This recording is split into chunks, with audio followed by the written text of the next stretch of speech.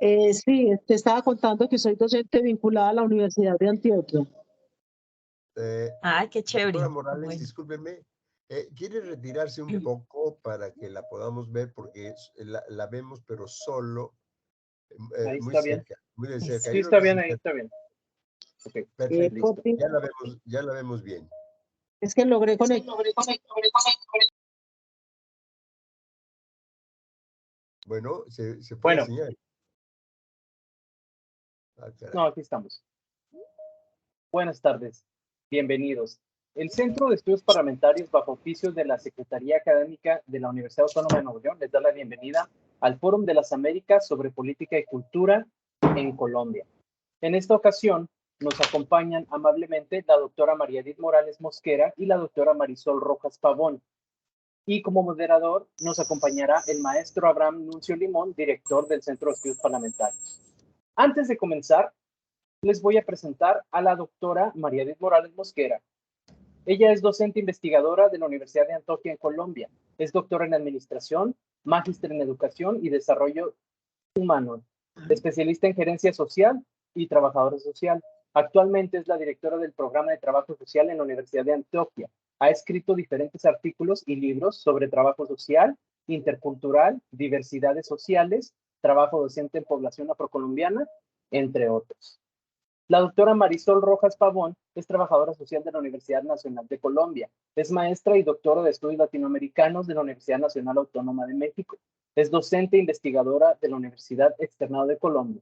En la trayectoria académica se ha trabajado sobre temas de la sociedad civil, los procesos organizativos, derechos humanos, verdad y reparación colectiva. Sin más preámbulos, cedo ahora la palabra al maestro Anuncio Limón para que dé inicio al conversatorio. Adelante, maestro. Gracias, muy buenas tardes a todos. Nos da gusto que nos acompañen en este nuevo diálogo que será sostenido tanto por la doctora Marisol Rojas Pavón como por la doctora María Edith Morales.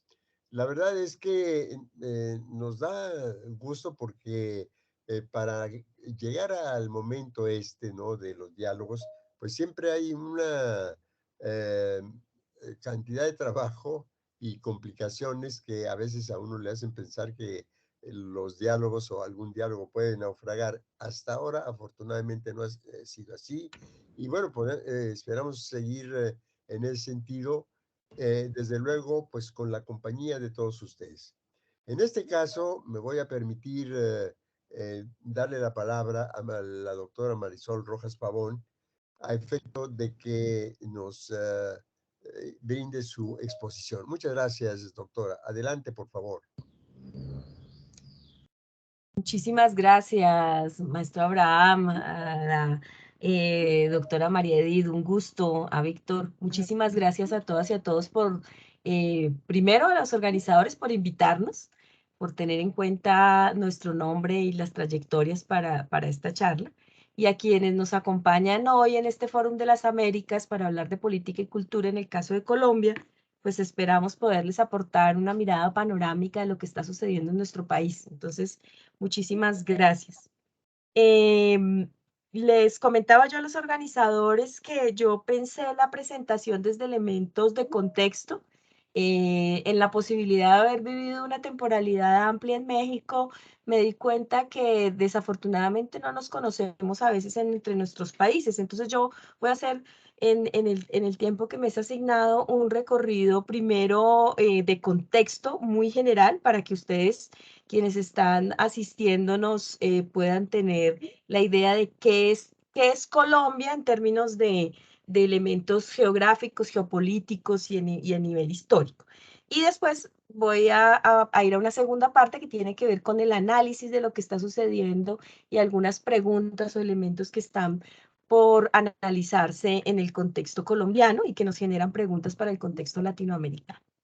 Bueno, entonces, sin más preámbulos, les lo primer elemento que me parece importante de resaltar es que Colombia es un país que está geográficamente ubicado dentro de la línea del Ecuador y eso plantea una diferencia, por ejemplo, para el contexto mexicano y de referencia, y es que nosotros al estar en la línea del Ecuador somos un país que no tenemos estaciones, sino somos un país de pisos térmicos, es decir, la altura sobre el nivel del mar de cada una de las ciudades va a depender el clima y la relación geográfica con la que se tenga. El otro elemento que me parece importante de mencionar, entonces nosotros no tenemos las 4 estaciones, sino tenemos algunas épocas de lluvia a lo largo del año y unas épocas soleadas, pero no existen las estaciones. El segundo elemento es que somos un país de regiones geográficas.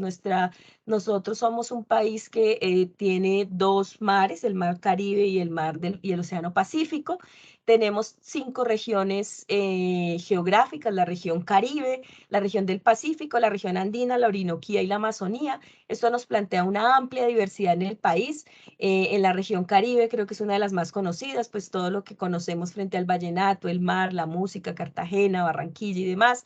Tenemos una amplia región andina que corresponde, digamos, como al centro del país, y tenemos una región pacífica que es poco conocida, que también tiene unas características geográficas, geoestratégicas importantes y de una trayectoria cultural importante.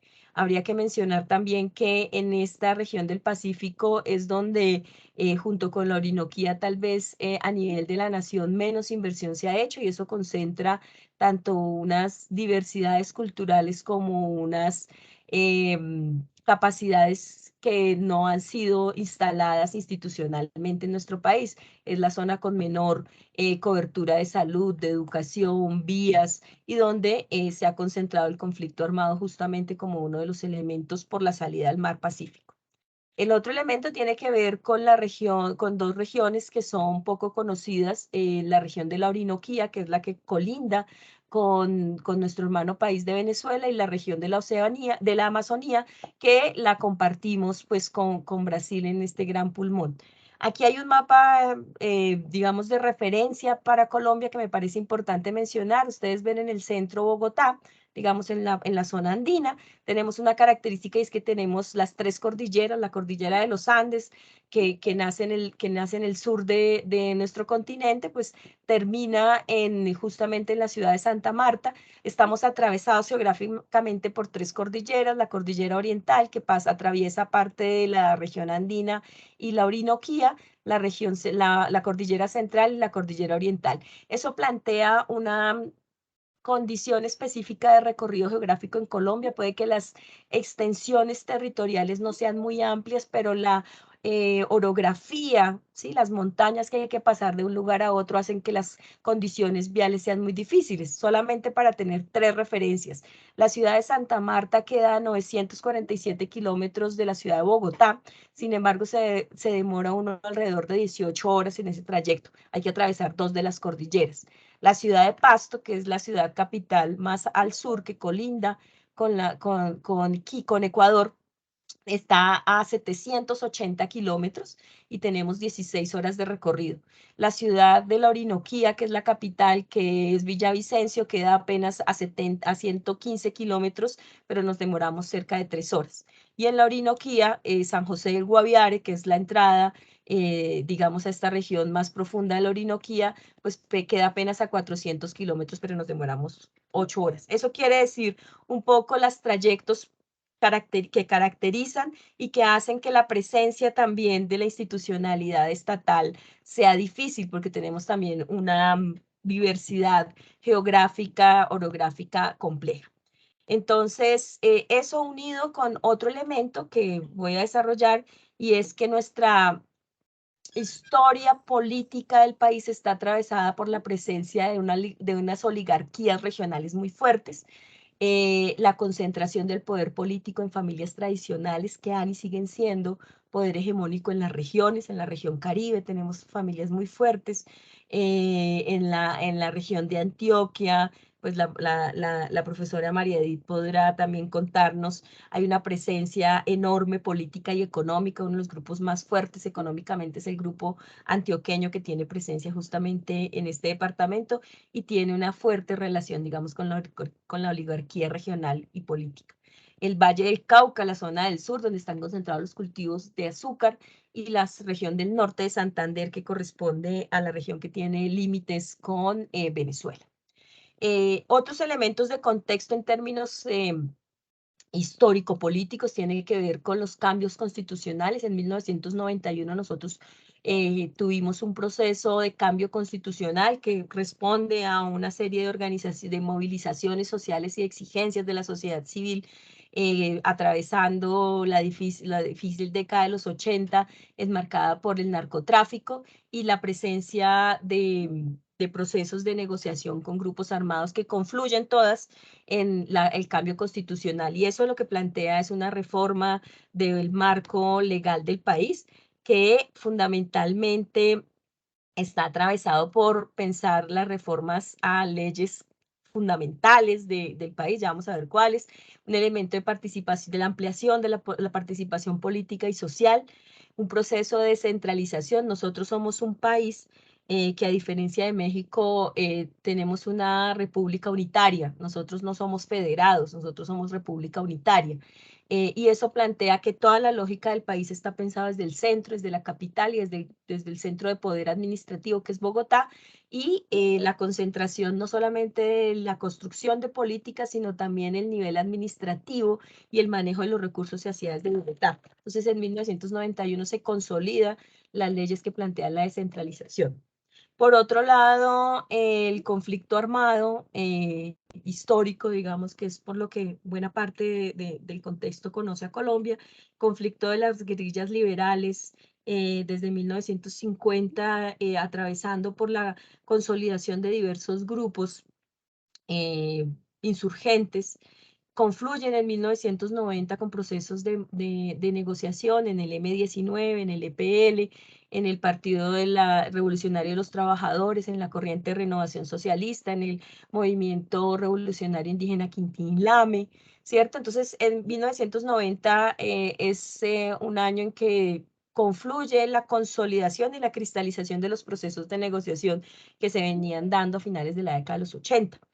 Pero también el conflicto está caracterizado por, en la misma década de los 90, en todo el periodo de los 90 e inicios del siglo XXI, la presencia de los grupos paramilitares, la presencia del narcotráfico, el proceso de negociación con los paramilitares que se da en el año 2002, entre el periodo 2002-2004, con el proceso que se conoce como Justicia y Paz, y lo que en la historia reciente conocemos en el 2016, con la negociación de las Fuerzas Armadas Revolucionarias de Colombia, FARC-EP, que se cristaliza con el acuerdo de paz en el 2016, del cual vamos a hablar de manera mucho más amplia más adelante.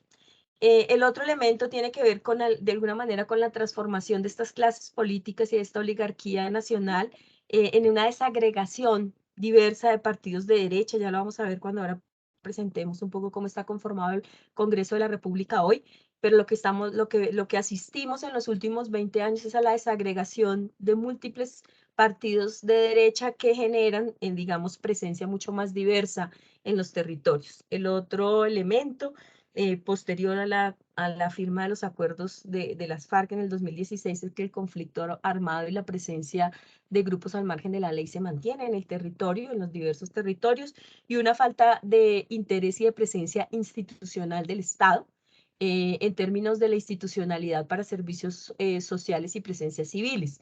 Y quiero hacer énfasis allí porque en muchas de las zonas en que hay conflicto, lo que uno ubica es que ha habido presencia armada del Estado, es decir, la presencia militar del Estado se ha mantenido en muchos territorios o con acciones deliberadas se ha dejado de tener presencia del Estado, pero el conflicto se mantiene en diversos territorios. El otro, y justamente dado el reposicionamiento de los actores, es que encontramos que el conflicto se perpetúa en diversos territorios. Y contradictoriamente voy a intentar desarrollar, a pesar de ver un ejercicio de cambio de rostro presidencial, lo que uno ve es que hay una hegemonía con diferentes alianzas de la clase política. Vamos a mirar si eso nos da para desarrollarlo. Otro elemento de contexto que me parece importante mencionar son las reformas neoliberales. Con el cambio de la Constitución en 1991, lo que asistió el país fue a una serie de reformas para dar la entrada al capital privado y a las múltiples formas de presencia de capital privado. La privatización de la ley de salud, la ley 100 de 1993 se reformó, la reforma a la educación en 1992 y una reforma laboral en 1990. Quiero ubicar aquí tres elementos: la reforma de salud, porque la vamos a ver muy presente con el nuevo cambio presidencial y con algunas directrices que hay allí, y hay una característica de contexto que me parece importante a diferencia del Estado mexicano, es que en Colombia desde 1993 la educación, la salud, la educación son derechos, pero son derechos que se manejan por la vía privada, es decir, la salud se maneja y se administra por vía de privados y la educación también, aunque el derecho a la salud es un derecho consagrado y se plantea como educación pública, la educación pública no es gratuita, como es en el contexto mexicano, y eso me parece que es importante plantearlo. La educación desde la primaria está desde el jardín, tiene un rasgo fuerte de privatización, aunque se mantienen instituciones del corte público, pero se le pide a la educación pública que se financie o que se financie en una alta proporción. Entonces, eso configura unas formas del desarrollo de la sociedad de manera diferenciada, vamos, para ubicar en el contexto mexicano. Y el otro elemento tiene que ver con la reforma laboral, una reforma laboral que flexibilizó las formas de contratación y que consolidó la pérdida de derechos de los trabajadores y de la clase trabajadora en este país. ¿Eso qué nos da, digamos, en un contexto contemporáneo? Nos da un índice de desarrollo humano de Colombia que está alrededor del 0.747 y la esperanza promedio de vida en Colombia es de 75 años. Somos uno de los países que tiene un índice de desarrollo deficitario y eso, digamos, unido con varias de las condiciones que vamos a ver más adelante. El otro elemento que nos plantea en términos ecológicos tiene que ver con la biodiversidad en el mundo. Como les dije, tenemos los dos mares, la región andina, la Orinoquía, la Amazonía. Somos el segunda nación más biodiversa del mundo, contando con 54.871 especies registradas. Pero a la vez estamos dentro de los 8 países responsables de la mitad de la destrucción de la biodiversidad del mundo. ¿Eso qué quiere decir? Pues que los conflictos ecológicos de la población local y de las empresas multinacionales pues tienen presencia en el territorio nacional y de manera muy fuerte tienen una relación profunda con lo que fue el plan de desarrollo del presidente Santos, digamos que claramente lo puso como que la lógica del desarrollo de nuestro país era la locomotora minero-energética. Entonces una apuesta por dar la concesión para que se hiciera la exploración y la explotación de diferentes recursos mineroenergéticos y que se tuviera también la proyección hacia lo que será el fracking y la explotación por la ruptura por medio del agua. Eso en términos de contexto económico. En términos de contexto político hay unos elementos que me parece importante mencionar, y es que nosotros tenemos un régimen que está dentro de la democracia representativa y la democracia participativa. Aquí hay 5 de los mecanismos de participación: el plebiscito, el referendo, el cabildo abierto. Son elementos que en la historia política reciente del país vamos a ver cómo han tenido presencia, pero me parece que esto es importante tenerlo en cuenta porque son mecanismos de participación que se introducen desde la Constitución de 1991. Aquí lo que quise hacer es de alguna manera presentarles a ustedes una breve cronología de lo que implica la negociación, las negociaciones de paz en Colombia. O sea, esto que vivimos con las FARC en 2016 ha sido la trayectoria de los últimos 40 años en Colombia. Ha tenido diferentes momentos de negociación con diversos grupos, ¿cierto? Desde la presencia del M-19 en 1970, hasta la constituyente de 1991, atravesando el proceso de desaparición y genocidio de la Unión Patriótica, un partido de izquierda que fue violentamente y sistemáticamente desapareció. Y el reintegro nuevamente de la personalidad jurídica de la Unión Patriótica, y eso coincide también en el tiempo con el momento de la negociación con las FARC. Hemos vivido periodos de gran crisis política como la del 2006, con el periodo en el que se hizo la investigación por vinculación de la clase política, senadores, gobernadores, concejales y alcaldes al paramilitarismo. Se conoce como el periodo de la parapolítica para Colombia, y eso implicó que 3 gobernadores fueran... los gobernadores fueron demostrados que tenían vínculos como en el paramilitarismo, 5 alcaldes municipales, 6 concejales, 16 exgobernadores, 38 alcaldes, 12 diputados que son del orden departamental, los concejales, entonces más de 100 figuras políticas vinculados a toda la estructura y la lógica de operación del paramilitarismo. Eso pues genera una trayectoria y una historia de presencia de los grupos de los grupos más radicales en la lógica política de nuestro país, que va a hacer que nuestro ambiente político pues cada vez sea más convulso en estos últimos años. En términos de participación social, es necesario mencionar que posterior al proceso de la nueva constitución política, pues se abre todas las posibilidades a visibilizar procesos que ya se venían dando de vieja data, con nuevos actores sociales, el reconocimiento de las mujeres, de los derechos de los jóvenes, de esos derechos diferenciados a la diversidad sexual y demás, que hace que la movilización social para el siglo XXI pues sea mucho más álgida y que tenga una riqueza y una diversidad enorme. Pero eso mismo genera que las demandas sociales en el siglo XXI pues sean amplias e importantes para la sociedad colombiana. Ese proceso de movilización social también tiene una trayectoria importante desde la década de los 70, más de 40 años de movilización social, que han estado atravesados por las diferentes presiones que han hecho las organizaciones y movimientos sociales, por ejemplo, para la apertura de derechos con el movimiento de la séptima papeleta, que desemboca en la Constitución Política de 1991.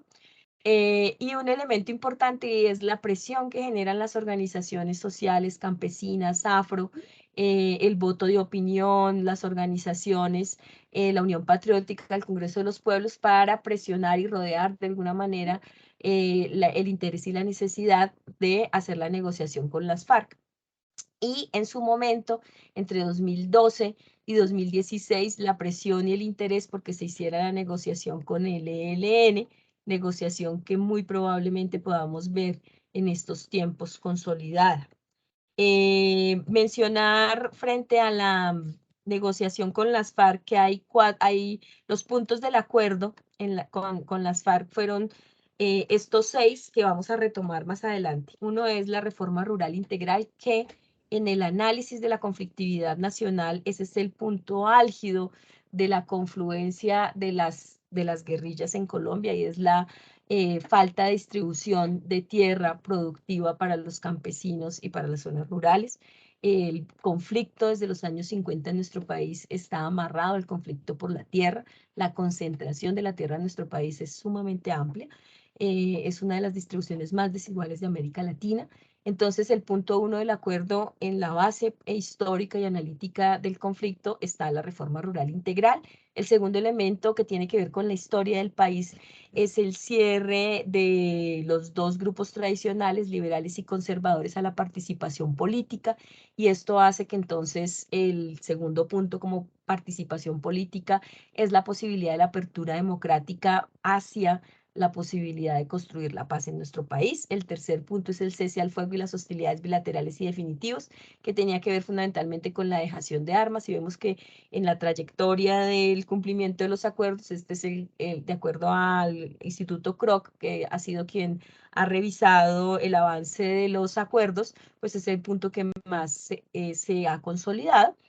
Sin embargo, hay que decir que hay una facción de las FARC que no se acoge a la dejación de las armas y que va a tener presencia y va a retornar a los territorios. El cuarto elemento tiene que ver con otro de los claves del conflicto colombiano, que es el tema del narcotráfico, y uno de los puntos como se consolidó fue entonces hablar de la solución al problema de las drogas ilícitas.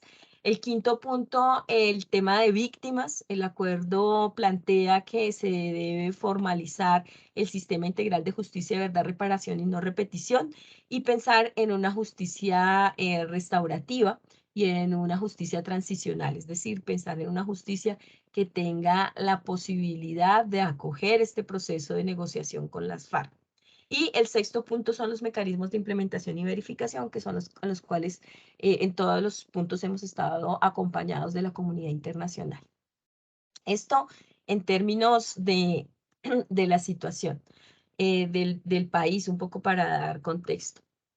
A nivel del conflicto armado, yo quisiera mencionar varias cosas. El tema de víctimas para nuestro país es un tema muy importante, porque de acuerdo con el Registro Único de Víctimas, nuestro país cuenta con poco más de 9.100.000 personas de manera individual que fueron víctimas del conflicto armado. Colombia tiene, según el censo, cerca de 50 millones de habitantes. Quiere decir que una quinta parte del país una quinta parte de la población es víctima directa, ¿sí? Víctima con registro, con hechos victimizantes de los cuales fueron de manera individual afectados. El otro elemento es que en nuestro país alrededor de 7.800.000 personas fueron desplazadas de su lugar de origen y el desplazamiento fue forzado.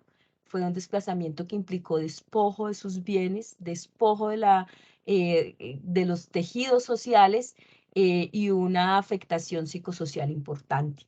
Entonces, estamos hablando de una cantidad de población preponderante en nuestro país. El otro elemento es la ley la ley de víctimas plantea que hay también sujetos de reparación colectiva, es decir, organizaciones campesinas, barriales, étnicas, que por su carácter colectivo fueron afectadas en sí, ¿cierto? Asociaciones campesinas, sindicatos, grupos étnicos que por su ubicación, por los intereses de los grupos armados se vieron afectados.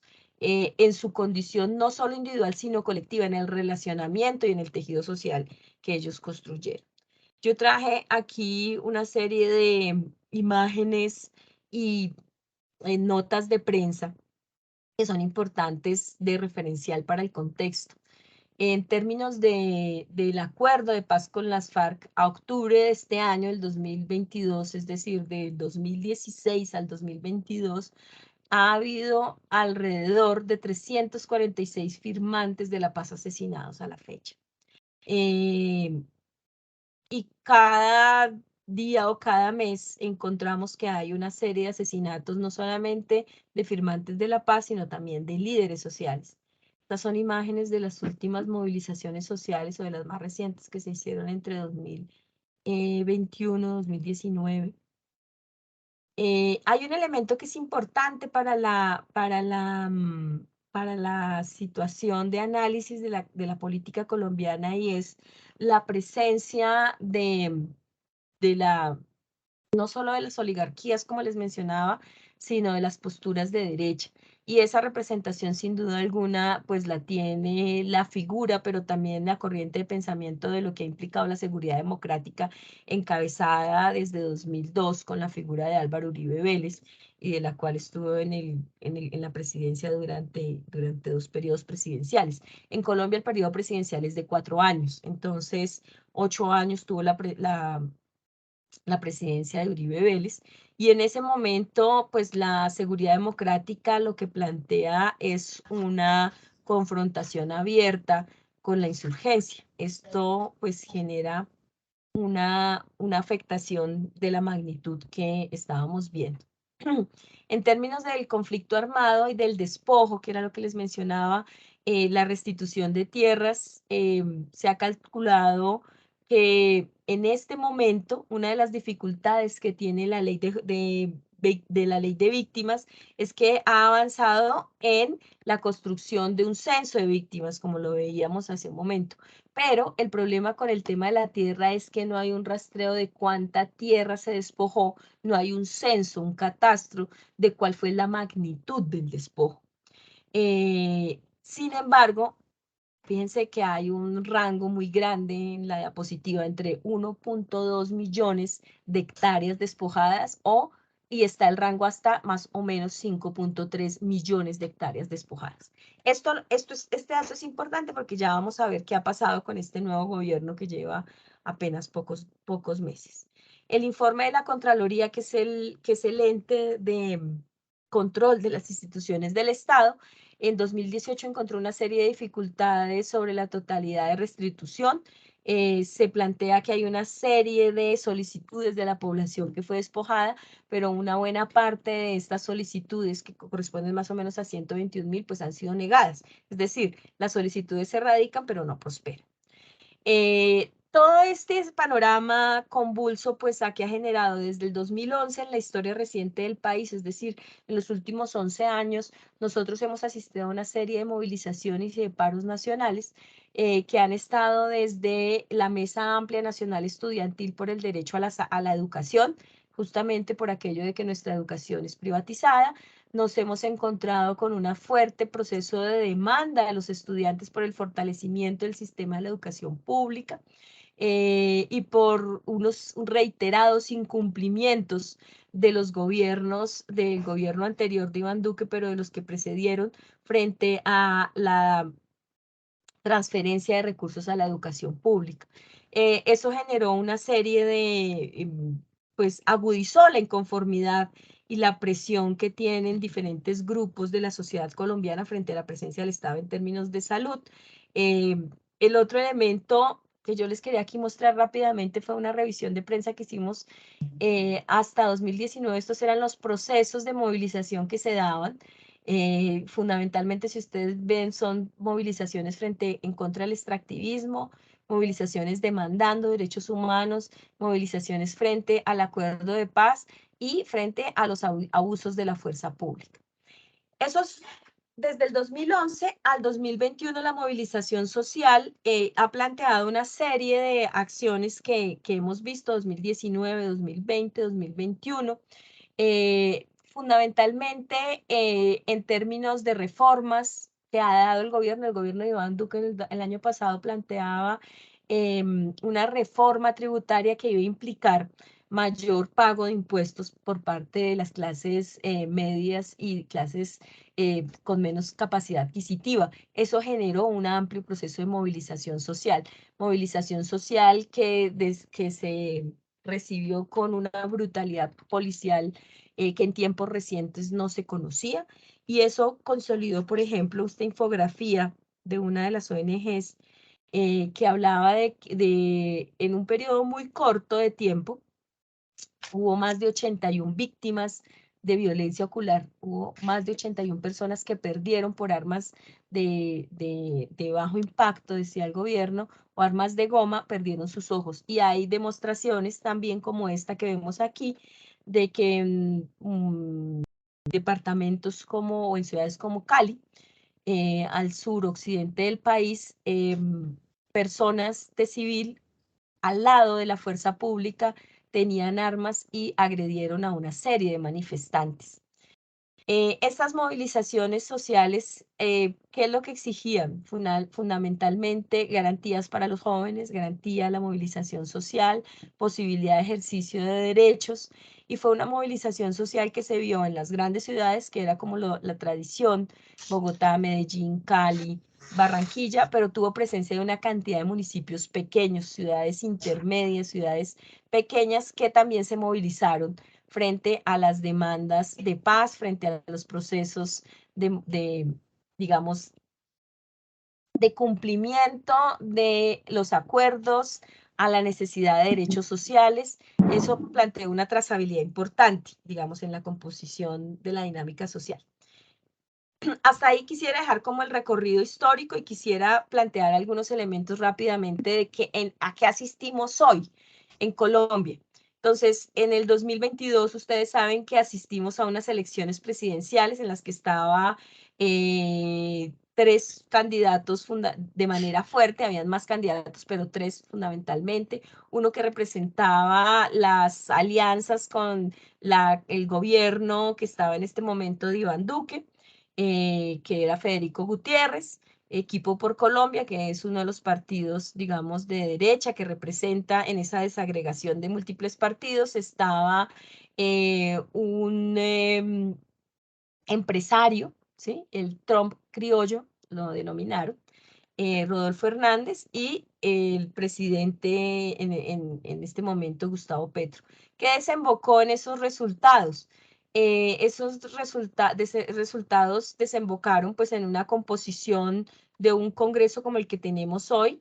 Bueno, nuestro congreso tiene 108 curules y de acuerdo con las fuerzas políticas que en este momento se encuentran, pues lo que uno encuentra es que el gobierno nacional hace una serie de alianzas con los partidos políticos y hoy este gobierno del presidente Gustavo Petro hace una alianza entre los partidos. En el Estado colombiano se aprobó la reforma a la ley de política y se plantea un estatuto de la oposición. Entonces los partidos, una vez es electo el actual presidente, desde el gobierno anterior, se pueden declarar o independientes de oposición o partidos de gobierno. En este caso, los que tenemos aquí a la izquierda son los partidos que se declararon de gobierno, es decir, los que van a estar a favor del gobierno. El gobierno en este momento tiene las mayorías en las dos cámaras del Senado, en Congreso y en Senado.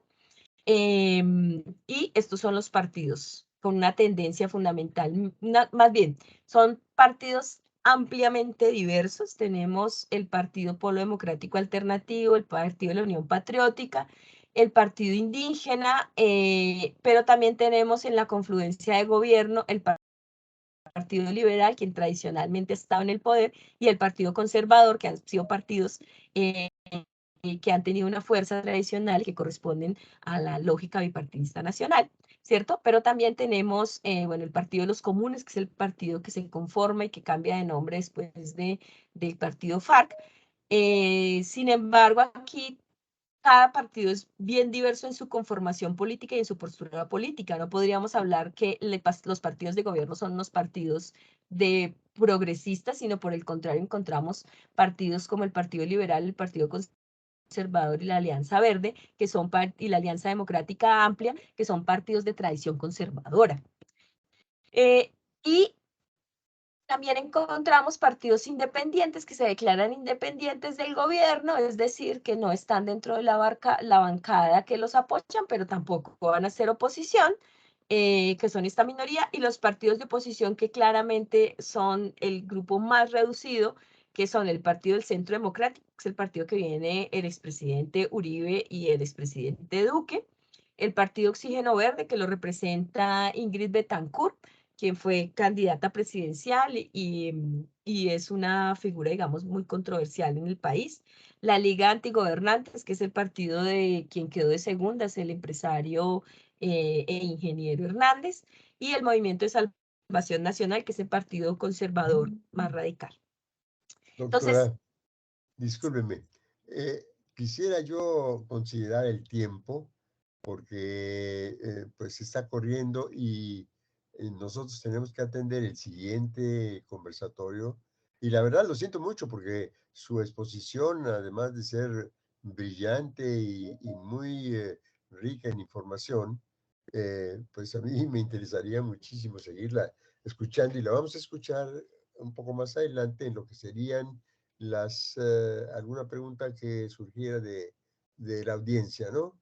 Y por lo Bueno, mismo, maestro, sí, y faltaría también la participación de la doctora María. precisamente. Ujú. sí, De inmediato, pues voy a permitirme darle el uso de la palabra a la doctora Edith, María Edith, para que sea tan amable de darnos a conocer su punto de vista. Por favor, doctora. Sí, muy buenas tardes. De verdad, quiero también de una manera muy especial agradecerle a Marisol. Pienso que hizo en este corto tiempo un breve panorama de lo que implica, digamos, en Colombia, todo lo que ha marcado las nuevas relaciones y las nuevas formas que hoy se tienden de concebir la política a partir de lo que ha sido los retos que los diferentes grupos diversos, los grupos en la cultura han marcado o han exigido a las nuevas formas de gobierno para nuestro siglo. Hay elementos muy importantes que yo quiero retomar y quiero no solo retomar, sino que de todas maneras contarles desde qué punto de vista voy a hablar o desde mi lugar de enunciación, que siempre me gusta hacerlo. Mi lugar de enunciación para hablar en este Fórum de las Américas me motivó mucho el tema de conocer esa relación entre política y cultura de los países, digamos a partir de las tendencias de orden global y de orden local que se expresan en cada uno de estos países. Específicamente en Colombia, como lo plantea la doctora Marisol, el tema recoge una amplia cantidad digámoslo así, de visos o una serie de matices que si bien he tenido la oportunidad de participar en algunos de los espacios del foro, también veo que son realidades que se viven en Ecuador, se viven en Perú, se viven en Quito, vuelvo y digo con matices y características diferentes. Desde esa perspectiva yo quiero hablarles de un asunto mucho más localizado y está relacionado con digamos, una serie de hipótesis o una hipótesis que yo quiero plantear en este espacio, y es que realmente las diversidades sociales, ahora amplío un poco esto de diversidades sociales en Colombia, han marcado, digamos, han marcado un papel fundamental en los rumbos del país. No solo por los grandes acontecimientos que se han venido dando en el país, como los acaba de mencionar Marisol en temas de cambio de constitución, en términos de lo que han sido los procesos de participación, todo el proceso de descentralización, en temas de reformas, tanto de salud, educación, laboral, etcétera. Pero aquí hay un elemento muy importante que quiero resaltar en esta hipótesis que planteo, de que sí las diversidades sociales han marcado y vienen marcando y teniendo nuevos retos a la forma de hacer política, a la forma de asumirse los sujetos como políticos dentro de los diferentes escenarios, dentro de los diferentes territorios, o en este caso desde las diferentes regiones, como nos lo recordó también Marisol, las regiones que conforman a Colombia. Específicamente quiero hablarles que en Colombia el tema, y para poder, digamos, desarrollar esta hipótesis, hablar que en Colombia tiene una característica muy específica. Si bien yo he hecho y he participado en diferentes estudios aislados en diferentes ciudades, sí puede uno acercarse a pensar que la historia de las regiones en Colombia está atravesada claramente por un tema que nosotros hemos venido trabajando y yo sé que muchos de ustedes han venido abordando, que es el tema de la colonialidad, es decir, este tema donde siempre se habían privilegiado y aún se privilegian las narraciones que son idealizadas, las hegemónicas, la hegemonía del saber europeo, la hegemonía de una raza superior y una raza inferior, incluso pongo entre comillas esa categoría raza que también la han discutido porque hoy hablamos de grupos étnicos, pero solo para nombrarla como tradicionalmente se ha hecho. Específicamente, esas formas de poder y esa colonización que ha marcado, digamos, ha tenido un dominio sobre la riqueza, los seres, el trabajo, la naturaleza, los recursos de producción, el sexo, la subjetividad, etcétera, la autoridad, se ven muy reflejadas en nuestros actuales gobiernos, se veían reflejadas en los gobiernos, y lo que está planteando, lo que se está viendo en Colombia, es la esperanza o la posibilidad de tener distintas formas de ver o de ver distintos mundos, que es lo que uno entra ahí a analizar. Porque es que gran parte de la historia en Colombia ha invisibilizado los acontecimientos y prácticas de muchos personajes que configuraron procesos de resistencia y de luchas sociales, específicamente pueblos originarios en América Latina en general, como lo han mostrado no solo estudiosos, sino que del tema, sino que también se han visto digamos, en algunos datos históricos en términos de oralitura que uno empieza a mirar. Hay estudios, por ejemplo, de Migdolo, Albán, Carballeda, Maldonado, López, Ortiz, bueno, una cantidad de personas que nos muestran que esto es así y que nos muestran cómo esos acontecimientos y esa invisibilización de actores sociales hoy se reflejan en lo que son las nuevas apuestas por una forma de pensar la política de manera más integral, de manera vinculante, de manera, y aquí me atrevo a decirlo, desracializada, de manera no desexualizada, sino también teniendo en cuenta las posturas de otros grupos diversos, en este caso grupos de mujeres. En esa medida, quiero contarles que una investigación también reciente que hicimos aquí en Colombia, estábamos preguntando por qué son las diversidades sociales y este cambio de la interculturalidad. Esto es lo que ha marcado las formas y las expresiones sociales, las expresiones de organizaciones. Esto como ha dado un vuelco y hoy ha hecho que nos preguntemos por qué estamos mirando otras formas de orientar el país, pero no solo el país, otra forma de orientar, digamos, los espacios. Aquí en Colombia específicamente hay una amplia dinámica, digamos, de diversidades sociales. Sé que también pueden haber en los países que aquí nos representan, pero hoy se ve la presencia de diversidades. Cuando hablo de diversidad, estoy hablando de grupos de campesinos, neocitadinos, neocampesinos, digamos, indígenas, afrocolombianos, migrantes, diversidades sexuales, nuevas masculinidades, incluso disidencias sexuales, entre otras, que hacen que hoy en día hayan unos cuestionamientos muy interesantes frente a lo que implica la política. Este trabajo investigativo del cual quiero contarlo parte específicamente en Colombia de la relación que ha tenido que dar, digamos, en este caso el Estado, se ha visto enfrentada a los retos que le imponen precisamente la emergencia de esos colectivos diversos. Aquí en Colombia muestra de ese ejercicio de lo que le ha tocado hacer el Estado es la articulación con la que hoy cuentan diferentes grupos y comunidades diversas con el Estado colombiano, que el que se ha visto la necesidad de fortalecer relaciones entre los grupos diversos y el Estado, como lo muestra la norma, las ordenanzas, los acuerdos en donde se refleja el respeto por los derechos de los grupos diversos. Aquí contamos específicamente y quiero hablar de la región de Antioquia, donde estoy ubicada en este momento y donde está la Universidad de Antioquia, pero por supuesto que aquí hay lineamientos que son también de país. Hoy en día escuchamos hablar específicamente de componentes normativos en términos de política pública indígena, en términos de ordenanzas, en términos de política para las comunidades afrodescendientes, en términos de política pública para atención a las mujeres, para atención a primera infancia, etcétera.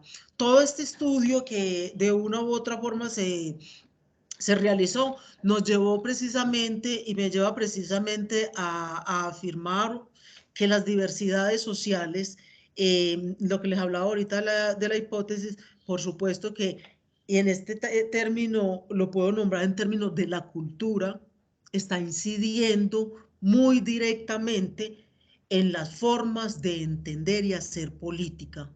El caso de Colombia.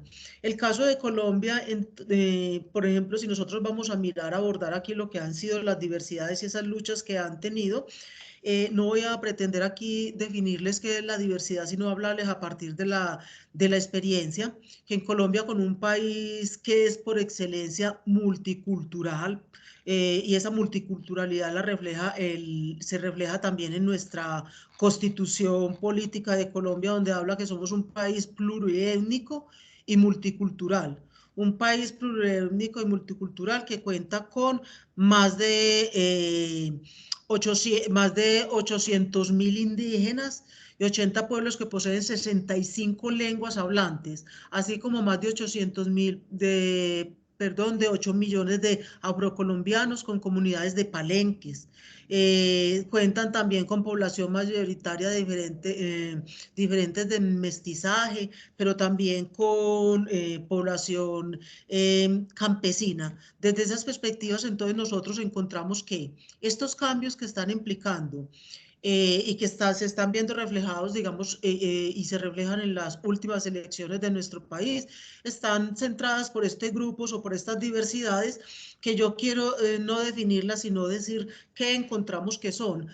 Esas diversidades son resignificaciones individuales y colectivas. Voy a atreverme a darle 5 categorías o subcategorías que nos empiezan a entender un poco cuáles son esas diversidades que están marcando la forma de entender los territorios y de valorar otras formas de vida, de ser y estar en el mundo. Entonces nosotros en la investigación preguntábamos a quienes allí participaron qué son las diversidades y hablaban de algo muy interesante, que son resignificaciones individuales y colectivas. En este sentido quiero hablar que cuando se habla de las diversidades como resignificaciones individuales y colectivas, es este despertar que han tenido digamos, las poblaciones cuando realmente empezamos a percibirnos en nuestras diferencias, en nuestras características individuales, en nuestra forma de entender el mundo, en nuestras cosmovisiones, incluso cuestionando de dónde venimos, por qué tradicionalmente, voy a hablar en primera persona, porque tradicionalmente me consulto y me pregunta tanto cuáles son los orígenes de mis prácticas afrocolombianas, cuál es mi identidad como afro, si realmente no tengo esa identidad, qué me está pasando ahí para yo verme reflejado en un colectivo social que de una u otra forma tengo que verme enfrentada a prácticas como el racismo, prácticas como discriminación, prácticas que de una u otra forma llevan a cuestionar cuál es mi papel en este mundo y realmente desde allí yo cómo estoy participando en construcción de ciudad. Entonces, cuando nosotros nos encontramos que nos hablábamos que son resignificaciones individuales y colectivas, también empezábamos a mirar que es que hay colectivos, diferentes organizaciones que se vienen preguntando y se vienen uniendo para pensar, existe grupos de personas que piensan, sienten y entienden el mundo de la misma forma en que nosotros o nosotras lo hacemos. También encontrábamos que las diversidades son esas particularidades que se viven y que se expresan en lo colectivo. De todas maneras, cuando se identifica cualquier tipo de diversidad, y se encuentra un eco en grupos colectivos, ya sea fundación, corporación, ONG o sencillamente colectivo de jóvenes, colectivo de mujeres, etcétera. Estamos viendo que esas particularidades que se expresan en lo colectivo están realmente abocando por un tema muy importante y es la reivindicación de derechos de grupos que se sienten excluidos de una sociedad, que se sienten desconocidos, que sienten que sus prácticas no son valoradas, no son tenidas en cuenta. Y esos encuentros colectivos diversos hacen que se afiancen identidades para proyectar otros valores sociales, otras culturas, otros modos de vivir la vida, que perviven ante lo dominante y las posiciones, y digamos esas posiciones tradicionales que han venido ocupando, digamos, las agendas de los gobernantes, digamos, tradicionales o que se han venido fortaleciendo con el capitalismo y lo que se quieren ver es precisamente otras miradas que se ven reflejadas en esas luchas sociales. En esa medida voy a esa tercera, digamos, idea que nos ayuda a entender qué son esas diversidades que están marcando la cultura y la forma de hacer política.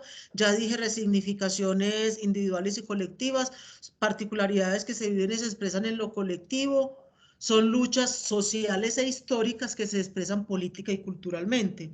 Entonces ahí encontramos que las diversidades en las regiones de Colombia sencillamente se unen, se convocan porque es una forma de hacer presión frente a luchas históricas que han sido invisibilizadas, que han sido desaparecidas, que han sido acalladas, pero cuando se expresan política y culturalmente empiezan a tener toda la fuerza que se necesita para pensar en cambios, pero para ir pensando en cambios estructurales, para ir pensando precisamente en que cuando son esas luchas históricas el cambio no es de coyuntura, el cambio necesita un trabajo permanente que sea un cambio que realmente permee esferas de lo político, pero también espera de lo cotidiano, que puedan realmente ahí ver que son una expresión de las luchas por contener toda esa serie de disputas, de mantener la identidad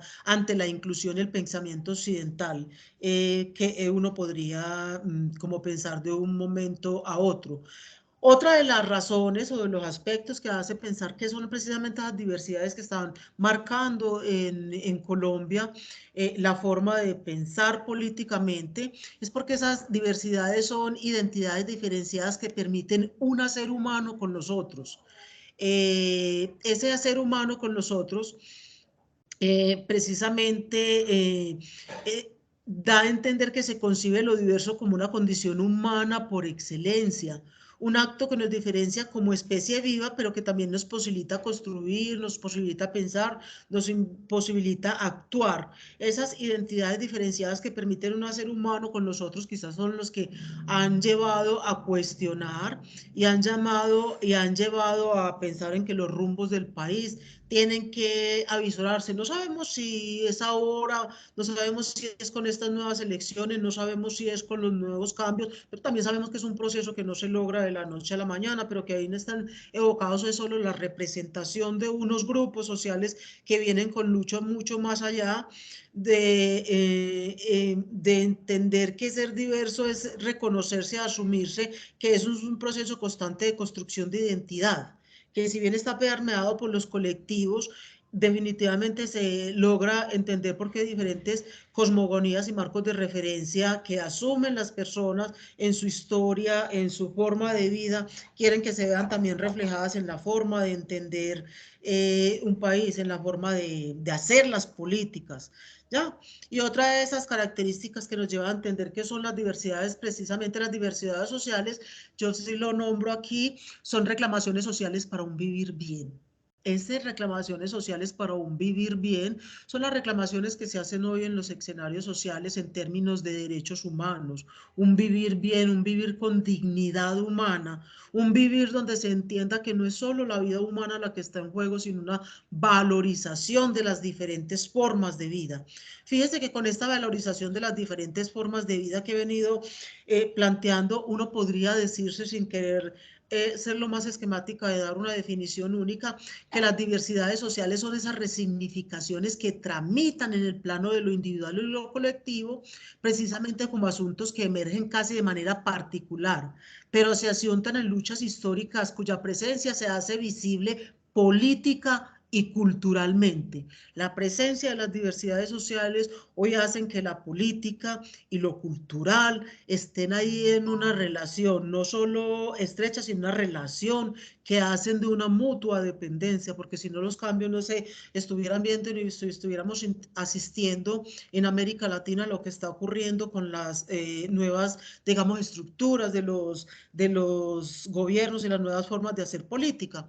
Eso lleva, por supuesto, a hablar que las diversidades tienen unas características. Si bien ahorita los nombraba o era, digamos, se hacía entrever cuando hablaba quién eran las diversidades, es importante entender que las diversidades surgen de encuentros colectivos, como lo dije ahorita, esos campos de lucha que generan identidad, que se robustecen a través de organizaciones y movimientos sociales en defensa, por ejemplo, de un territorio, en defensa de los recursos naturales, no al fracking, en la defensa de los derechos por las mujeres, en la defensa de lo que implica las nuevas masculinidades, lo que implica pensarse hoy ser hombre en un mundo de tendencias y de reclamos también feministas, etcétera. Otra de las características precisamente de esas diversidades no solo surgen de encuentros colectivos, sino que tienen unos referentes de identidad diferenciados. Es decir, no se identifican siempre de forma aislada, porque es frecuente que las personas o grupos se autorreconozcan con varias diversidades. No podemos decir que yo por excelencia tengo una sola diversidad. Ser mujer, no, yo tengo muchas diversidades por la cual me ha abocado el tema de reivindicación de derechos. tengo una diversidad de ser mujer, pero de ser mujer afro, pero también una diversidad de ser mujer afro, pero también de venir de un escenario de estrato socioeconómico bajo que implica unas luchas totalmente distintas, pero a veces súmele también la identidad o me uno como un grupo diverso cuando tengo una característica particular que soy desplazada. Eso hace que la concepción y lo que yo tenga, y lo que espera y lo que entienda del mundo y de la forma de orientar los procesos, digamos, locales, pero también los procesos regionales, pero también la forma de orientar el país, abogue porque allí se vea representado. Entonces, en eso nosotros podemos decir que aparece una tercera característica, que precisamente son las diversidades las que plantean las identidades socialmente instituidas. Es decir, las diversidades han planteado a lo largo de nuestro país, han replanteado las estéticas, han replanteado los comportamientos, las aspiraciones de vida, los roles, la forma de relacionarse, ha replanteado la forma de valorar. Sabemos, yo en un evento que participaba con las colegas también lo afirmo, han replanteado la ética que tradicionalmente nos han enseñado, a entender lo que la ética nos habían formado nosotros en el mundo profesional, entender lo que ahora unos otros y unas otras valoran y tiene vida y realmente otras formas de entender que hay nociones de vida, es lo que se espera precisamente de estos escenarios.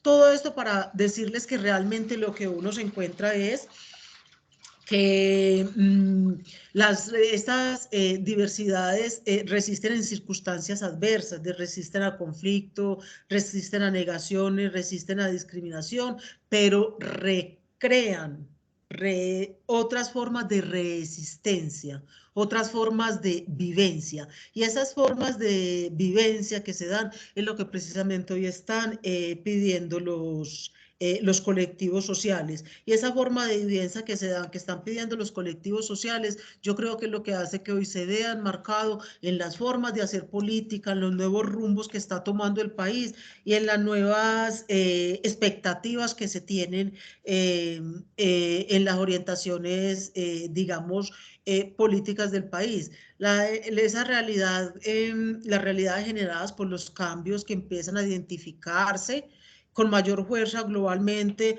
hace algunas décadas, está permeada, por supuesto, por la cultura, está permeada, por supuesto, con lo que ha implicado una demanda de grupos sociales que se han dado a la tarea de enunciarse como diversidades para poder entender que es que no, el mundo no se rige de una sola manera y que no hay una sola forma de pensarse la educación, no hay una sola forma de pensarse la salud, no hay una sola forma de pensarse lo laboral, sino que hay múltiples formas que, puestas a dialogar, podrían encontrarse en una posible alternativa para un vivir mejor o para un vivir bien en el espacio que nos habita.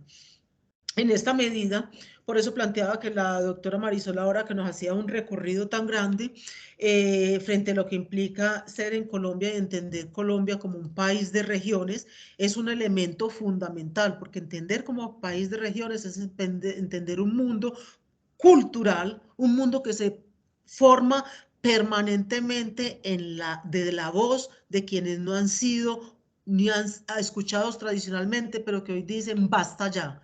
Queremos vernos reflejados en una sociedad donde realmente cuente que con unos nosotros y que esos nosotros con los que cuentan no son los que tradicionalmente han llevado las riendas del país, han dirigido, sino son otros que han sido invisibilizados, otras epistemes que han sido acalladas, otras formas de entender el mundo. Esa sería hasta ahí mi reflexión.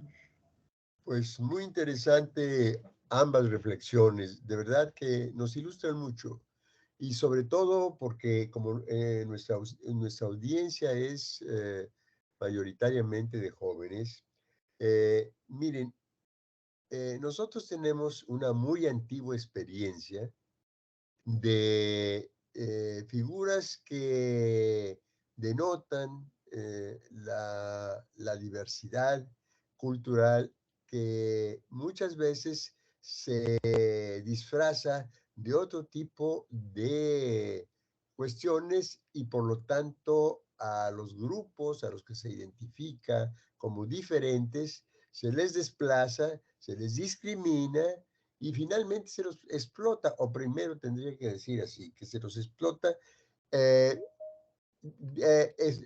con otras máscaras, con otras características. Pero en México, la figura de Benito Juárez, pues es emblemática en ese sentido. Él hubiera estado muy feliz de escucharlas a ustedes y de escuchar la idea de que la diversidad es un rasgo de absoluta civilización, de que la mezcla racial o la mezcla étnica.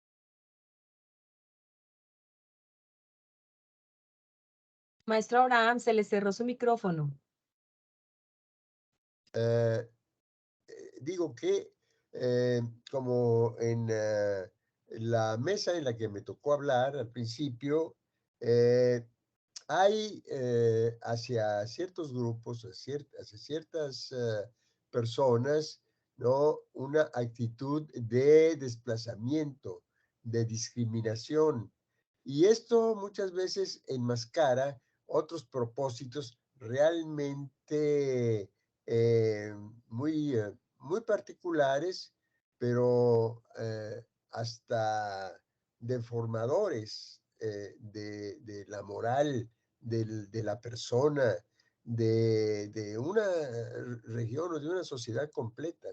Entonces, nosotros, decía yo, tuvimos en Benito Juárez, que era un indígena, como muchos lo son en nuestro país, llegó a la presidencia de la República tragándose cualquier cantidad de denuestos, de expresiones peyorativas, pero no aprendimos. La verdad es que todavía en nuestra sociedad, en la sociedad mexicana, hay discriminación, hay racismo, ¿no? Hay despojo. Y bueno, pues en ese sentido, lo que padecen otros grupos sociales en otros países, para nosotros es muy conocido. Lo que pasa es que no siempre lo vemos. No siempre lo vemos y no siempre lo articulamos como para explicarlo, así como ustedes, doctoras, lo han hecho, a partir incluso pues de su propia experiencia personal. Y esto yo creo que es lo más importante que nosotros podemos subrayar en un fórum de esta naturaleza, donde vemos que muchos de los problemas, así se muestren de manera diferente, son comunes a cada uno de los países que conforman América Latina. De tal manera que, bueno, yo quisiera destinar los siguientes 17 minutos a preguntas que den pie a que ustedes puedan ampliar algún concepto o adicionar otros. Así que la voz la tienen nuestros asistentes y cualquier pregunta que deseen hacer, por favor. ¿Alguna pregunta a las doctoras?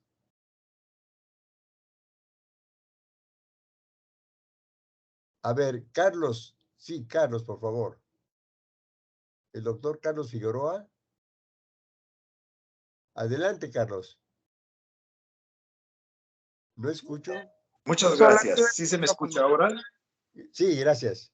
Bueno, sí, muchas gracias. Quiero agradecer a las doctoras Marisol Rojas Pavón y María Edith Morales sus exposiciones sobre el caso de Colombia, que, pues, por obvias razones, el triunfo de Gustavo Petro después de 200 años de dominación de la derecha, pues ha generado una enorme alegría que trasciende mucho más allá de Colombia. Es una alegría latinoamericana, es una alegría progresista en todo el mundo. Yo escuché con atención y quisiera hacer dos preguntas, una a cada una de las expositoras. Me llamó muchísimo la atención el cuadro último que expuso la doctora Marisol, donde hace un listado de todos los partidos que participaron en este proceso político, y advierto que el pacto histórico está constituido por una enorme cantidad de partidos. Y yo creo que esto implicó una extraordinaria labor de ingeniería política para poder concertar a todas estas fuerzas. A mí me gustaría que la doctora Maritza nos hablara un poco de esa concertación, sobre todo porque hay países, Guatemala es uno de ellos, en los cuales la concertación de los partidos democráticos y de izquierda ha sido virtualmente imposible en los últimos 40 años, 50 años. Y yo le voy a pedir permiso a la doctora Maritza para poder difundir ese cuadro y sobre todo enviárselo a mis paisanos guatemaltecos para que se enseñen, como decimos aquí en México, ¿verdad? Para que aprendan y para que tomen en cuenta eso. Y en relación a María Edith, bueno, maravillosa exposición acerca de las diversidades sociales, acerca del vivir bien. Y algo que me llamó también mucho la atención es esta cuestión de la multidiversidad que pueden tener los sujetos. Ella misma, poniéndose como ejemplo, ella se habló como mujer, como afrodescendiente, como desplazada, no sé. Y yo me imagino que debe tener otras identidades, además de las que ya expuso. Aquí en el posgrado de Sociología tenemos una estudiante colombiana que precisamente está estudiando el asunto de los afrodescendientes en Colombia, en el posgrado de Sociología de la Benemérita Universidad Autónoma de Puebla. Y bueno, estuve leyendo su proyecto y a mí me gustaría que María Edith nos hablara un poco más acerca de todo este proceso de visibilización de los afrodescendientes en Colombia. Bueno, pues que ahora se vieron absolutamente visibilizados por la candidata a la vicepresidencia, que además resultó ser una mujer encantadora, brillante y de gran carisma. No habían sido visibilizados, por lo menos para el exterior no los habíamos visto tanto como se han visto ahora en este contexto. Pues brevemente, yo le preguntaría cómo ha sido todo este proceso de afirmación de una identidad y de expresión pública de esa identidad al grado que hoy sabemos que existe una afrocolombianidad. Siempre lo subimos, pero ahora lo tenemos como mucho a flor de piel. Le damos en primer lugar la voz a la doctora Marisol Rojas para que dé su respuesta e inmediatamente después a la doctora María Edith Morales. Por favor, doctora Rojas. Profesor Carlos Figueroa, un gusto saludarle y volverlo a ver. Nos hemos visto en la UNAM, pero han pasado muchos años. Tuvimos la oportunidad con el profe Lucio Oliver de encontrarnos en alguna vez que usted estuvo en México y en la sustentación, en una sustentación en la cual usted fue director de tesis de una compañera mía, de Mariana López de la Vega. Entonces, tengo el gusto de haberlo visto y saludado. No les vaya a decir a sus compañeros guatemaltecos que copien la alianza del pacto histórico, no. Ahora la profe Edith va a comentar, ¿ha sido o está haciendo más? Porque eso sí es, ahí sí se puede decir que esto no es, sino que está haciendo. Está haciendo una alianza muy compleja, muy costosa en términos sociales y políticos. Y cuando presentaba el cuadro de las alianzas, es porque buena parte de las alianzas que se han hecho para poder llegar a la presidencia fue de alguna manera, si no vendiendo el alma al diablo, sí por lo menos empeñándola, ¿cierto? Entonces, la alianza que se hace con el Partido Conservador, con el Partido Liberal, con Alianza Verde, con la Alianza Democrática Amplia, pues ha sido una alianza que, por ejemplo, en las carteras de gobierno, pues tiene un costo político muy fuerte.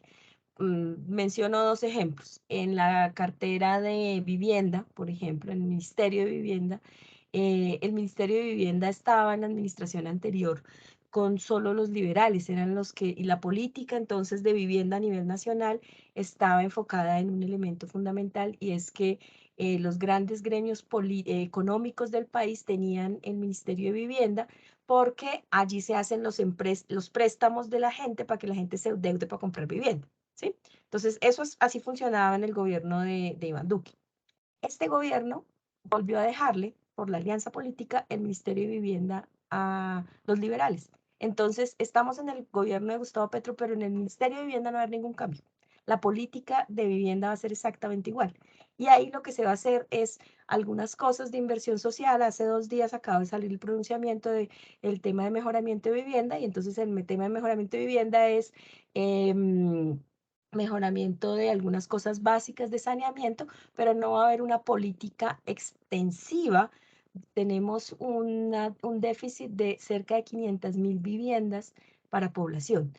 Y el gobierno presidencial anterior dijo que su meta eran 18.000 viviendas. Este gobierno acaba de decir que su gran logro para los 4 años va a ser saldar las 18.000 deudas de vivienda del gobierno anterior. Pero tenemos un déficit de 500.000 viviendas en el país.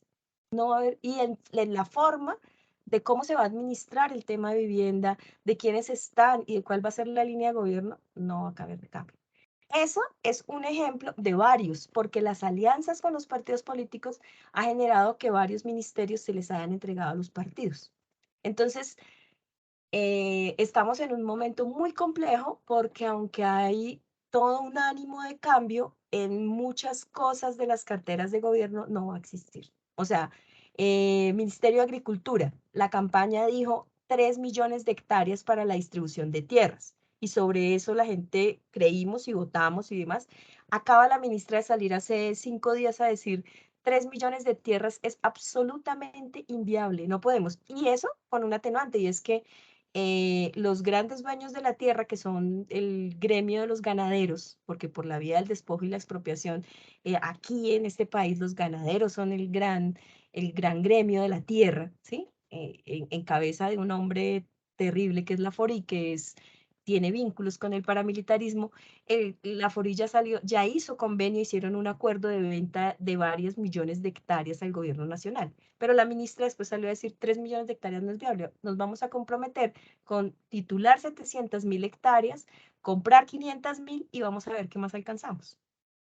Entonces, y eso, digamos, en términos de las alianzas, porque cada ministerio tiene su cosa, ¿no? Entonces, se dijo, vamos a romper con la matriz mineroenergética de la locomotora mineroenergética del periodo de Santos, pero apenas se hizo la posesión y se dijo eso, a las 2 semanas el dólar siguió subiendo, como viene subiendo, y el precio del petróleo, y hubo una estampida de capital. Se salió a decir la semana pasada también, tenemos que mirar lo del petróleo, vamos a ir. Entonces, hay cosas que en la campaña y en inicio se dijeron de manera muy fuerte y radical, y hoy, siendo gobierno, después de 3 meses, el acelerador se quitó, ¿sí? Pero muchas de esas tienen que ver con las alianzas en las regiones, con las alianzas con los grupos políticos y por las mediaciones políticas. Entonces, pues hay que verlo con mucha cautela, ¿no? Yo tenía 3 preguntas cuando hice la presentación. Una dificultad pensando en los liderazgos nacionales, o sea, un poco en la lógica de lo que sucedió en Brasil, o sea, liderazgos como el de Lula, que sería un poco, guardando proporciones y distancias, el liderazgo de Petro, o en el contexto político colombiano no se ubica quién puede ser el próximo presidente, teniendo claro que este presidente ha hecho campaña asumiendo que no se va a presentar a la reelección. Entonces no hay un liderazgo que en los próximos 3 años se pueda decir con el liderazgo que tiene Petro. No hay una figura tan fuerte como él. Segundo, hay una crisis de liderazgo. Segundo, hay una crisis de los partidos. O sea, este país con esa desagregación no podemos decir que hay un liderazgo de partido. Y el pacto, evidentemente, es una alianza muy compleja, muy diversa. Entonces el panorama es complejo. Yo creo que necesitaríamos un poco más de tiempo para mirar qué tanto esta alianza política puede dar frutos. Tal vez es muy reciente hacer, es muy prematuro tal vez hacer un, pero hoy en términos de las carteras de gobierno y de las directrices hay muchas dudas. Muchas gracias, doctora. Se lo agradecemos y le damos la voz a la doctora Meredith Morales para que pueda dar respuesta a la pregunta del doctor Carlos Figueroa. Sí. Por favor, doctora. Sí, bueno, no sé si logré entender bien la pregunta, pero estaba más bien su pregunta orientada a saber cómo se ha vivido ese proceso en Colombia. Es que tengo dificultad en entender la pregunta. No sé si la hizo más en el ámbito personal o para mirar esa categoría de ampliación de diversidades. Estoy preguntando ¿cómo ha sido este proceso de afirmación identitaria de un grupo como es el afrodescendiente que ha sido discriminado, Sí. objeto de racismo, para llegar a convertirse en lo que hoy estamos viendo en Colombia? Sí. Bueno, antes sí entendí, pero estaba entendiendo más amplia la pregunta y es muy rico que la hagamos solo desde el grupo diverso, digámoslo, afrocolombiano. A ver, a partir de la Constitución del 91 se dio un proceso muy interesante en Colombia y es el recogimiento de las discusiones específicamente que se habían venido presentando entre comunidades indígenas y comunidades afro, especialmente las comunidades indígenas, que estaban realmente exigiendo, reclamando cómo se veían reflejados en esa constitución cuando sus prácticas, sus cosmovisiones y la forma de entender el mundo y la vida tendrían algunas características. Yo lo he mencionado, incluso dentro de esas características, una de las más especiales es que nosotros, desde una perspectiva, digo nosotros, haciendo general al marco mayoritario de la sociedad, nos enseñaron a valorar la vida, pero la vida humana, no la vida del agua, no la vida de los árboles, no la vida de los animales en su defensa, etcétera. Desde esta postura en la Constitución, varios líderes y lideresas estuvieron precisamente en lo que fue la constituyente, vinculándose. De allí empezaron también un grupo específico de personas afro, de líderes y de lideresas, vinculados también a la Constitución Política del 91 y sobre todo se dio en Colombia un tema muy importante y es la Ley 70 del 93, que es la ley de educación, la Cátedra de Estudios Afro como exigencia en toda la formación de primaria y secundaria. Desde esa perspectiva se ha venido haciendo un trabajo muy arduo en la escuela, en especial para trabajar lo que implica las diversidades, pero en especial para implicarle la diversidad étnica, porque en este análisis que yo hago, a diferencia de lo que plantea el marxismo, que no es porque no sea cierto, sino porque es complementario, el marxismo habla precisamente del capital trabajo, de esa relación que hace que las brechas sean tan hondas en términos de pobreza y de, digamos, desprotección de un amplio grupo de la población.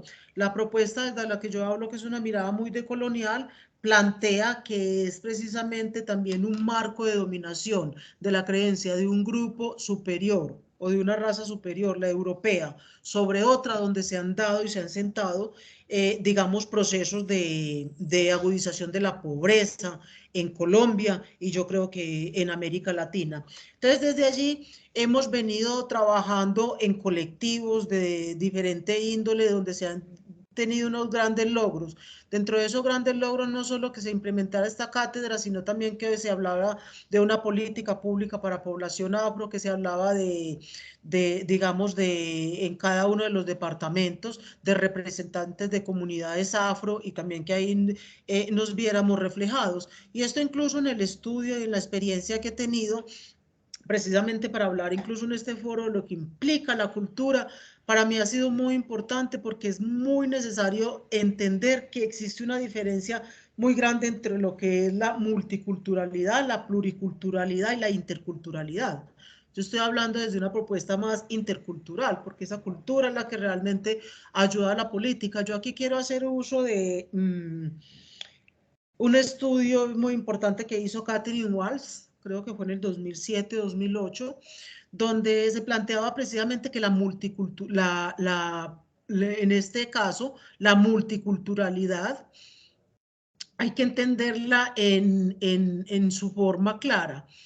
La multiculturalidad es una forma de agrupar en múltiples culturas en un espacio, es decir, en Colombia tenemos en Antioquia, en Antioquia tenemos múltiples culturas y esa forma de entender así la multiculturalidad como multiplicidad de culturas que existen dentro de un determinado territorio, dentro de un determinado espacio, sea local, regional, internacional, es una definición importante que ayuda en la realización de políticas públicas, pero no tienen necesariamente una relación estrecha entre ellas. Ejemplo, aquí con el proceso migratorio que se ha dado también de Venezuela y de otros lugares. Aquí hay multiculturalidad porque existe gente de Colombia, de Venezuela, de Chile, de Ecuador, pero no necesariamente tenemos que tener las mismas apuestas ni estar orientadas hacia una construcción distinta de país. Quizás eso es lo que más se ve cuando se realizan las políticas públicas, que a veces se piensa más desde una perspectiva multicultural. Y en ese sentido, la pluriculturalidad es un término más utilizado en América Latina. Esa pluriculturalidad, perdón, es una pluralidad histórica y actual en la cual varias culturas conviven en un espacio territorial y juntas hacen una totalidad nacional. Allí entre lo multi y lo pluri es una diferencia muy sutil. Es importante tener en cuenta que el primero, la multiculturalidad, apunta a una colección de culturas singulares con formas de organización social muchas veces yuxtapuesta, mientras que el término de pluriculturalidad señala la pluralidad entre y dentro de las culturas.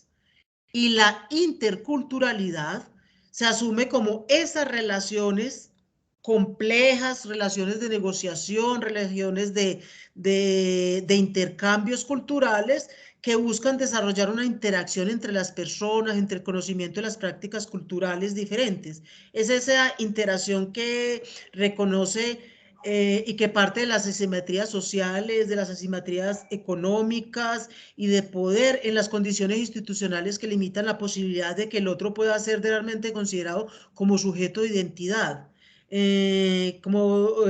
Pueda ser diferenciado desde sus agencias y pueda ser diferenciado como la capacidad de actuar, es decir, el no subestimar por ser de un grupo étnico, no subestimar porque su orientación o su elección sexual es distinta, se parte de ciudadanos, ciudadanas que están en un espacio territorial, es precisamente desde esa perspectiva donde se dice, aquí estoy en un espacio de construcción con unos otros y unas otras. Y habría que hacer un detalle más grande para, digamos, nosotros entender que realmente la interculturalidad es la que aboga a que pensemos el tema de las culturas en la construcción de escenario político. Muy bien, doctora. Pues, cuánto le agradecemos a ambas. La verdad, ustedes están dotadas no solo de una gran claridad y de una articulación que permite entenderlas perfectamente en cuanto a lo que se está tratando. De verdad que a ambas les agradezco muchísimo su participación. Y al doctor Carlos Figueroa le pido que se conecte porque ya estamos sobre el siguiente diálogo. Por favor, Carlos, ¿me escuchas? Carlos. Sí, voy a contactarme Perfecto. por el otro link que me mandaron. Sí, por favor, porque ya te Muchísimas están gracias a esperando, ustedes. ¿no? Muchas gracias entonces, ¿no? Gracias No a hay ustedes problema, por la muchísimas invitación. gracias. Marisol, un Muchas gracias y placer. Que estés muy esperamos bien. estar en comunicación muy pronto. Les mando un abrazo. Claro que sí. Un abrazo Claro Hasta que para luego sí. ustedes. entonces y a nuestra audiencia, a los jóvenes, a los maestros, lo mismo, un agradecimiento por su asistencia. Hasta luego. Espero Hasta que Muchísimas luego. gracias mañana a se puedan todos. conectar de Hasta igual luego. manera y los siguientes días hasta concluir nuestro seminario. Les advierto que el día 10 participará para clausurarlo la diputada brasileña, Carlos D'Artora, va a darnos un mensaje y finalmente proyectaremos el documental, el proyecto cultural del neoliberalismo. Espero que todo el mundo pueda estar conectado para poder atender ambas expresiones de nuestro foro, con el cual cerraremos las actividades que lo han estructurado. Muchas gracias de nuevo. Hasta luego. Gracias. Muchas gracias. Buena tarde. Hasta luego. Hasta Buenas luego. noches. Adiós. Estamos para seguir hablando del tema. Sí, tenemos que hacerlo. Buena Claro. tarde. Hasta Abrazos. luego. Buena noche.